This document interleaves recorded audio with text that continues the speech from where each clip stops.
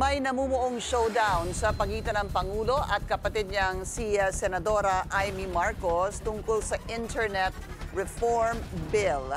Habang hinihintay ang pirma ni PBBM, nanindigan si Senadora Amy na panahon na para buwagin ang monopolyo sa telco industry. Pero babala ng mga eksperto, baka daw mas mapahamak ang bansa kung basta-basta lang itong isa sa batas. Narito ang agenda report ni Hannah T.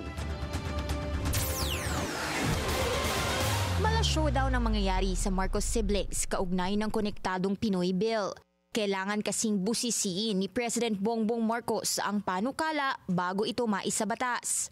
Ang ate niyang si Senadora Amy ang principal author nito. Layunin nitong i-improve ang digital infrastructure and connectivity sa Pinas sa pamamagitan ng pag-scrap sa luma ng congressional franchise requirement sa data transmission providers. Mismong apela ni Senadora Amy kay PBBM, it's time to side with the masses and not the monopolies. Burahin na lang daw ang pangalan niya kung ito man ang dahilan kung bakit ayaw pirmahan ng panukala. Una nang sinabi ng Malacanang na mag-iingat si PBBM sa pag-review ng mga probisyon nito. Matatandaang nagkaroon ng sibling rift sa pagitan ng dalawa nang maging kaalyado ng Senadora si VP Sara, ang dating unit team partner ni PBBM. Para kay Senadora Amy, panahon na raw para buwagin ang dekadang duopolyo at buksan ng pinto sa faster, more affordable at reliable internet sa Pinas, lalo na sa far-flung communities. Niremind pa niya ang kapatid na huwag magpadala sa pressure ng powerful players sa industriya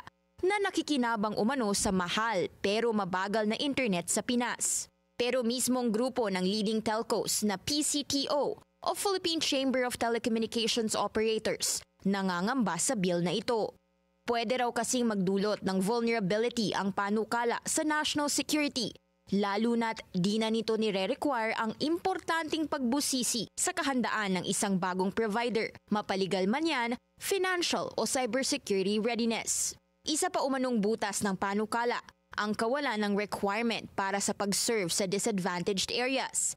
Ibig sabihin, posible raw ituon ng bagong players ang kanilang focus sa high-density areas, gaya ng Metro Manila, at maiiwan ang rural communities. Babala ng grupo, huwag madaliin ang pagpasa ng mga batas dahil mas malalaking problema ang posibleng nakaabang dito.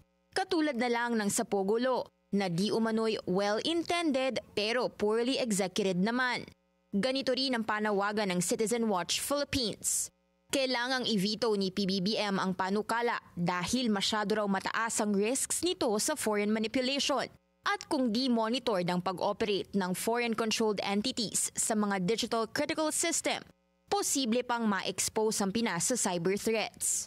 Una nang nailahad sa mga Senate investigation ang vulnerabilities ng Pinas pagdating sa cybersecurity, gaya ng di umano'y state-sponsored attacks at hacking sa government systems. Nasa kamay na ngayon ni PBBM ang future ng Pinas pagdating sa connectivity. Para sa agenda, Hannah T, Bilyonaryo News Channel.